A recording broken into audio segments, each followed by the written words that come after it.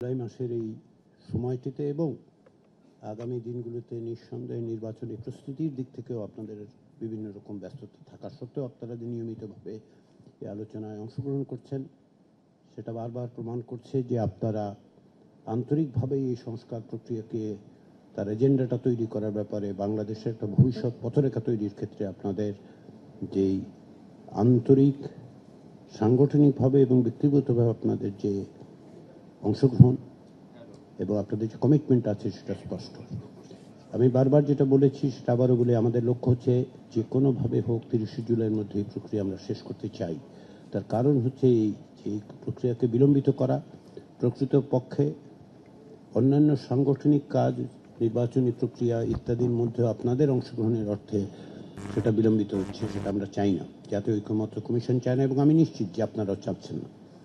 সেদিক থেকে বিবেচনা করে আমাদের যে মৌলিক বিষয়গুলোর ব্যাপারে আমরা আলোচনা করছি, সেগুলিতে যদি দ্রুত আমরা একটা ঐকমত্যের জায়গায় আসতে পারি, তাহলে আমাদের পক্ষে খুব সহজেই এই পর্বের এবং এই পর্বের একটি যৌক্তিক সমাপ্তি এবং একটি জাতীয় সনদ তৈরি করা সম্ভব হবে।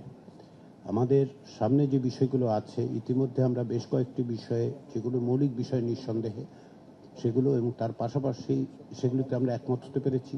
কিছু বিষয় আমরা খুব কাছাকাছি অবস্থানে আছি। আজকে আমরা যে সমস্ত বিষয়গুলো আলোচনা করব, তার মধ্যে দুটো বিষয় আসলে আমাদের গত কয়েকদিনের আলোচনায় আমরা যথেষ্ট পরিমাণে কাছাকাছি অবস্থানে আছি।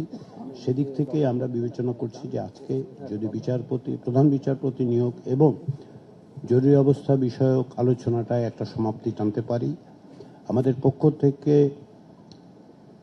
আপনাদের গত কয়েকদিনের আলোচনা, পূর্ববর্তী প্রস্তাবগুলোর বিবেচনায় আমরা যেটা আজকে তত্ত্বাবধায়ক সরকারের কাঠামো, কিভাবে নির্বাচন হবে, কিভাবে প্রধান উপদেষ্টা নিযুক্ত হবেন, সে বিষয়গুলো নিয়ে একটা প্রস্তাব দিয়েছি। সেগুলো নিয়ে আমরা দিনের শেষের দিকটাতে আশা করছি খুব শিগগিরই সকালের দিকেই যদি আমরা দুটো বিষয় দ্রুত নিষ্পত্তি করতে পারি, তাহলে তৃতীয় বিষয়টাতে আমরা আলোচনা করতে পারবো।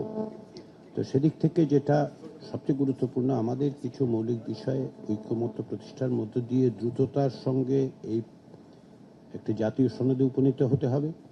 সেটার লক্ষ্য আমাদের 30শে জুলাইয়ের মধ্যে যে কোনো প্রক্রিয়ায়, বড়জোর আমরা 31 তারিখ পর্যন্ত যেতে পারি।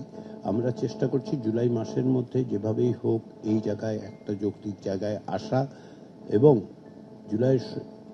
আগস্টের আন্দোলনের শহীদদের প্রতি এটা হবে আমাদের যে দায়িত্ব আছে, সে দায়িত্ব পালনের একটি পদক্ষেপ। সেই বিবেচনায় আপনাদের অংশগ্রহণের জন্য ধন্যবাদ। আমরা আশা করছি যে আলোচনা এই পর্যায়ে, বিশেষত এই সপ্তাহে আলোচনা একটু দ্রুততার সঙ্গে অগ্রসর হবে।